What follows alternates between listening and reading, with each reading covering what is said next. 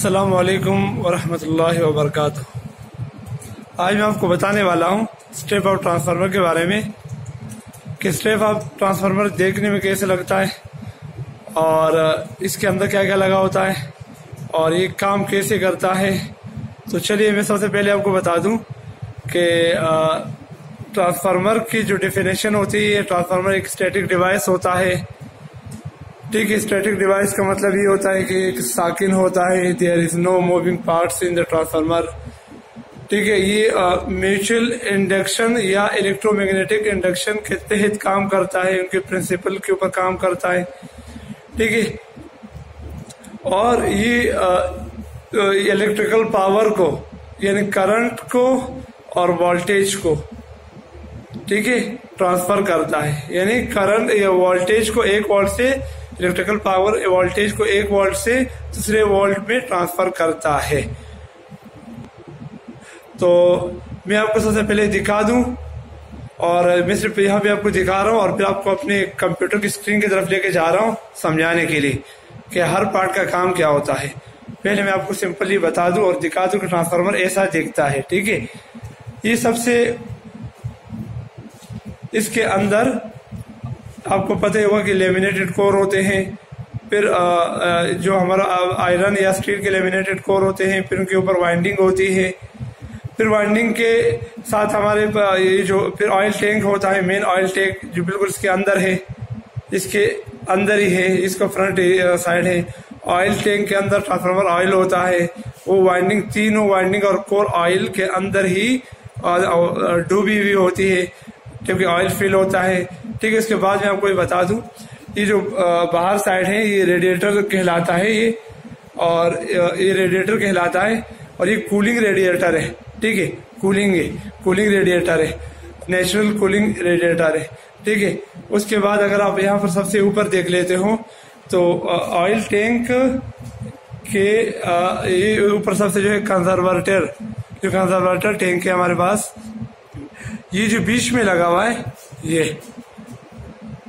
Conservator tank हुआ। ये जो बीच में लगा हुआ है ये जो है बकोल्स रिले है और इसके अंदर जो है जो हमें ऑयल नजर आ रहा है ये है ऑयल इंडिकेटर। ठीक है, अब आ जाइए इस साइड से, ये जो है हमारे पास ये जो पिंक कलर नजर आ रहा है ये पूरा हमारे पास ब्रेजर फिल्टर है। ये जो इसके अंदर है इसको कहता है सिलिका जेल। ठीक है, तो सिलिका जेल है और इस साइड पे अगर आ जाए तो ये बुशेज है, ये स्टील के बुशेज है। ठीक है, और मैं आपको बताता जब, ठीक है, इसका डेल्टा स्टार में इसका कनेक्शन है, वो प्राइमरी साइड है, ये सेकेंडरी साइड है, प्राइमरी वाइंडिंग और इस साइड पे सेकेंडरी वाइंडिंग है। ठीक है, तो आइए मैं आपको बता दूं और ये इसका नंबर प्लेट है।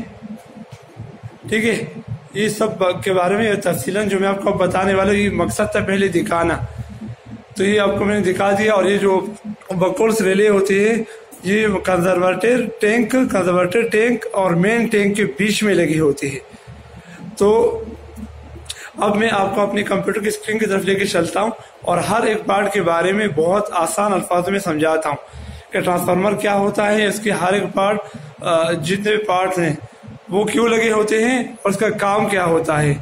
भाई जब ये पूरे ट्रांसफार्मर के बारे में बताने वाला हूं कि ये क्या पूरा किस तरीके से है। तो चलता हूं मैं आपको अपने कंप्यूटर की तरफ। ये है हमारे पास ट्रांसफार्मर का नंबर प्लेट है, इसके ऊपर कुछ ऐसे लिखा हुआ है जहाँ तक मुझे नज़र अगर आए तो 1000 kVA का ट्रांसफार्मर है और 11000 वोल्ट का यानी HV यानी हाई टेंशन वोल्टेज वो 11000 है। ठीक है, और जो इसके प्राइमरी के जो वोल्टेज है यानी प्राइमरी वाइंडिंग की जो वोल्टेज है लो टेंशन के, ठीक है, वो 415 है। ठीक है, और इसके बाद हमारा HV एम्पियर जो है वो 52.49 है हाई टेंशन के यानी जो सेकेंडरी साइड के हैं। जो प्राइमरी LV जो एम्पियर है वो 1391.21 एम्पियर है। ठीक है, इसके बाद जो है 3 फेज का 50 फ्रिक्वेंसी है और इसका जो वेक्टर ग्रुप है, वेक्टर ग्रुप जो है YND11 है। यानी वेक्टर ग्रुप का ये मतलब हुआ कि इसका जो प्राइमरी साइड है वो डेल्टा कनेक्शन में है, ठीक है, और उसकी जो सेकेंडरी साइड है वो हमारे पास स्टार के अंदर है, वाई के अंदर है, एक ग्राउंड हो जाता है, ठीक है। तो जो न्यूट्रल निकलता है तो उसका ये पूरा फॉर्म बनता है। और जो 11 का मतलब होता है तो इसका जो पूरा प्रॉपर एक मतलब निकलता है वो निकलता है कि ये जो हमारे पास सेकेंडरी जो वाइंडिंग की जो वोल्टेज है वो 30 डिग्री लीड करता है मुकाबला यानी प्राइमरी के, ठीक है। सेकेंडरी जो वोल्टेज है, सेकेंडरी वाइंडिंग की वोल्टेज वो लीड करते हैं 30 डिग्री तक, ठीक है। इसके बाद जो है इम्पीडेंस वोल्टेज है, मगर इम्पीडेंस ये तो शॉर्ट सर्किट की वोल्टेज कहलाते हैं। जब जो ये ट्रांसफार्मर बनाते हैं तो सब टेस्टिंग वगैरह होती है शॉर्ट सर्किट की, तो उसमें ही निकालते हैं, ठीक है। स्पेसिफिकेशन नंबर है, टाइप ऑफ कूलिंग 0 ONAN है। तो ये जो ONAN का मतलब हुआ कि ऑयल नेचुरल और एयर नेचुरल, ठीक है, टाइप ऑफ कूलिंग हुआ, ठीक है। और जो टेम्परेचर जो राइज है ऑयल का WDG, यानी इसका मतलब ये होगा कि जो टेम्परेचर है ऑयल का वो 55 डिग्री सेल्सियस तक में जाए मैक्सिमम है, और बाकी वाइंडिंग का जो 60 डिग्री सेल्सियस तक है, ठीक है। नीचे जो हमारे पास कुछ खास नहीं है, यहाँ यही है कि इसकी जो कैपेसिटी 930 लीटर की कैपेसिटी है इसके टैंक में। तो चलिए आगे हम चलते हैं अपने टॉपिक के ऊपर, ठीक है। और टॉपिक के ऊपर ही चलते हैं कि हमारे पास जो सबसे पहले आता है जो मुख्तलिफ जो मेन पार्ट्स है जो कि हमें समझना चाहिए, जिनके बारे में हमें मालूम होना चाहिए, वो जैसे लेमिनेटेड कोर है, वाइंडिंग्स है, ठीक है, इंसुलेशन मटेरियल है, ट्रांसफार्मर ऑयल है, और ये जो ऑयल कंजर्वेटर टैंक है और ब्रीथर है, और हमारे पास वगैरह जो है कूलिंग ट्यूब्स वगैरह है। तो ये सारी चीज़ें हैं जिनके बारे में हम कोशिश करेंगे कि आपको बता सकें, ठीक है। तो सबसे पहले आज हमारे पास ये देख लीजिएगा, ये हमारे पास क्या है, लेमिनेटेड आयरन या स्टील के कोर होते हैं, ठीक है। लेमिनेटेड कोर जो होते हैं स्टील या आयरन के बने हुए होते हैं। बेसिकली जो सॉफ्ट आयरन कोर एक के ऊपर एक लगाया जाता है, ठीक है, और छोटा सा स्पेस रखा जाता है, और इनके दरमियान के जो मेरे पास इनके जो प्लेटों का स्पेस है वो मैंने यहाँ पे मेंशन नहीं की, लेकिन मुझे याद है जहाँ तक 0.25 mm से लेकर और 0.5 mm तक होती है, ठीक है। तो और सब कोर को लेमिनेटेड किया जाता है ताकि जो मैग्नेटिक फ्लक्स के जो बहाव में एडी करंट लॉस और जो हाइस्टेरेसिस लॉसेस को कम से कम किया जा सके। तो इस मकसद के लिए ऐसे ही डिज़ाइन किया जाता है।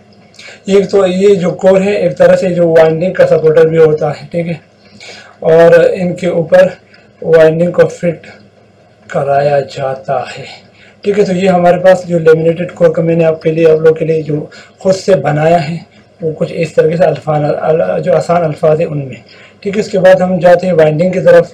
तो वाइंडिंग जो होती है, दो टाइप की वाइंडिंग होती है, प्राइमरी और सेकेंडरी होती है, ठीक है।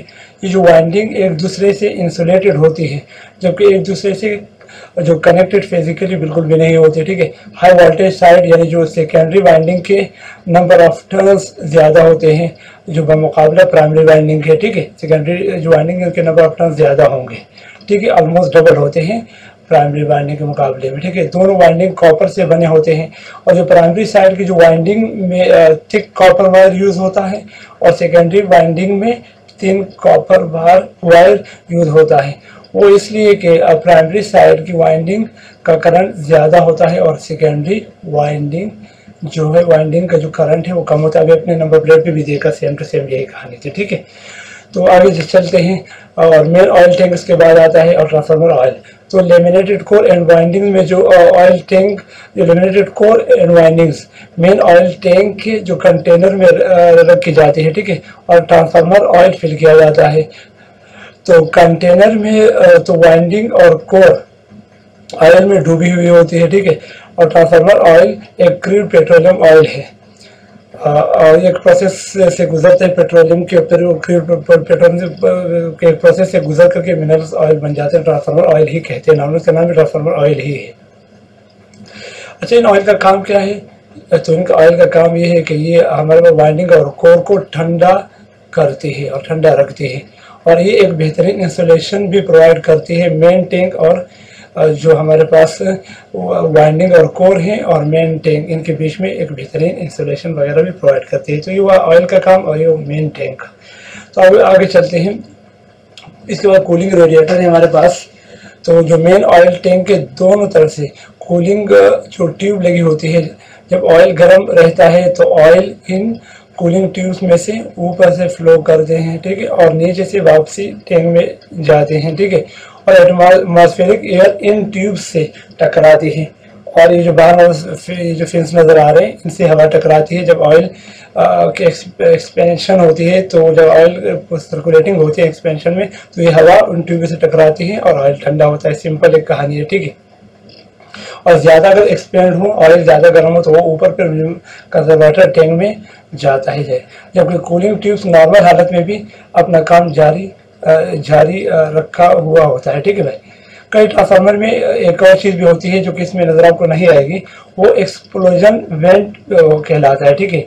और एक्सप्लोजन वेंट का जो काम होता है वो ये होता है कि अगर आपका बकोर्स रिले भी काम ना करे, आपका ब्रीजर फिल्टर भी काम ना करे और ऐसा अनबियर्ड केसेस प्रोड्यूस हो ऑयल के अंदर, या कोई बड़ा ही ख़तरनाक किस्म के जो ऑयल गर्म हो जाए, तो वो ट्रांसफार्मर का फटने का ख़तरा जो है वो कम हो जाता है और उस तरह में वो ऑयल जो है हमारे पास उस वेंट से बाहर चला जाता है, यानी एक्सप्लोजन जो वेंट कहलाते हैं उससे बाहर निकल जाता है। तो उम्मीद है कि आपको अब रेडिएटर का काम समझ में आ गया होगा। अब आगे चलते हैं। आगे मतलब जो है बहुत अहम चीज़ है conservator oil tank. Conservator tank का ऑयल लेवल 50% पर होता है, ठीक है। ये एक स्पेस प्रोवाइड करता है मेन ऑयल टैंक के ऑयल को। जब लोड बढ़े तो वाइंडिंग कोर हीटअप हो जाते हैं, ठीक है, और ऑयल एक्सपेंशन होता है। तो जब ऑयल नीचे से ऊपर की तरफ आते हैं कंजर्वेटर टैंक में, ठीक है, तो कंजर्वेटर टैंक का लेवल भी बढ़ जाता है और वो हीट जो मेन टैंक से आई है उन ऑयल के साथ, जो गर्म ऑयल आया है, तो उनके साथ जो हीट आई है, तो वो गर्म हवा वगैरह जो है जो हमारे पास लगा हुआ ब्रीथर है उसके ज़रिए से बाहर निकल जाती है, ठीक है। और फिर ब्रीथर जो है वापसी में ठंडी एयर को कंजर्वेटर टैंक में लाता है, ठीक है। तो जिससे ऑयल को कूलिंग मिलती है, हमारे ऑयल को कूलिंग मिलती है। जब वापसी में हमारे पास जो बाहर का जो एटमॉस्फेरिक एयर है वापसी आती है तो मिलती है, ठीक है। इनको ठंड, जाहिर बात है ऑयल ठंडा हो जाता है और फिर ऑयल वापसी नीचे बैठ जाता है। तो ये जो प्रोसेस है ये उस हीटअप की सूरत में ये चलता रहता है, ठीक है। अब मैं आपको शॉर्ट में बता दूं आपको कि ब्रीथर फिल्टर का क्या काम है इसमें, ठीक है। ये जो ब्रीथर फिल्टर लगा हुआ है, ये हमारे पास ये ब्रीथर फिल्टर लगा हुआ है। ये कंजर्वेटर टैंक था, ये ब्रीथर फिल्टर है। ब्रीथर के अंदर जो है ये सिलिका जेल होता है, ठीक है, और इसका पूरा नाम भी सिलिका जेल ब्रीथर फिल्टर होता है। तो जो ब्रीथर के अंदर सिलिका जेल होता है, जब ट्रांसफार्मर सांस लेता है, ब्रीथिंग करता है, पहले एयर निकाल ली गर्म, अब ठंडी एयर वापसी लेता है, तो उस सूरत में क्या करता है कि जो बाहर से एयर के साथ आया हुआ मॉइस्चर है, तो उस मॉइस्चर को ऑब्जर्व करता है ये सिलिका जेल। और सिलिका जेल के अलावा नीचे एक और चीज़ भी लगी होती है, यहाँ पर जो मैं भूल गया था मेंशन करना, तो ये जो है यहाँ पर इसको ऑयल कप कहा जाता है। तो जो डस्ट वगैरह होते हैं वो ऑयल कप में जमा हो जाता है और बाकी मॉइस्चर वगैरह को ये ऑब्जर्व कर लेता है और साफ़ सुथरी एयर अंदर चली जाती है। अगर साफ़ सुथरी एयर अंदर नहीं जाए, मॉइस्चर जाए, तो शॉर्ट सर्किट के 100% चांसेस होते हैं ट्रांसफार्मर के अंदर, ठीक है। तो ये जो इसका काम, ये पिंक कलर आपको नज़र आ रहा है, ये अब शोरूम में लगाते हैं तो ये बिल्कुल डार्क ब्लू कलर का होता है। फिर ये जो मॉइस्चर को ऑब्जर्व कर करके ये पिंक हो जाता है, और पिंक जब हो जाता है तो इसको चेंज करना पड़ता है, ठीक है। ये अपना काम नहीं भी कर सकता, कोई गारंटी नहीं है। जब पिंक हो जाए तो उस सूरत में इसको चेंज किया जाता है। आगे चलते हैं। अगर हमारे पास बकोर्स रिले हैं, ये हमारे पास बकोर्स रिले हैं, ठीक है। बकोर्स रिले एक प्रोटेक्टिव डिवाइस होता है। ये मेन ऑयल टैंक और कंजर्वेटर टैंक के बीच लगा होता है, ठीक है। और ये जो आपको नज़र आ रहा है ये ऑयल इंडिकेटर है, ठीक है, ये वाला, ठीक है। ये एक सिंपल रिले होता है जो इंटरनल फॉल्ट की सूरत में जो ऑयल की डिकम्पोजिशन होती है या इमिटेड गैसेस की सूरत में, तो ये ऑपरेट होता है, ठीक है। उस गैसेस के ऊपर ही दरअसल ये ऑपरेट होता है। इसका जो मेन काम है ट्रांसफार्मर के अंदर कोई भी फॉल्ट को सेंस करना और अलार्म पावर ब्रेकर वगैरह को देना होता है, या शॉर्ट सर्किट और जो अनब्रेक गैसेस वगैरह अगर हो जाती है तो डायरेक्ट ट्रांसफार्मर को ट्रिप भी करा देता है। एक सेफ्टी डिवाइस है, ठीक है। ये पूरा प्रोटेक्शन के लिए होती है ट्रांसफार्मर के बकौल रिले।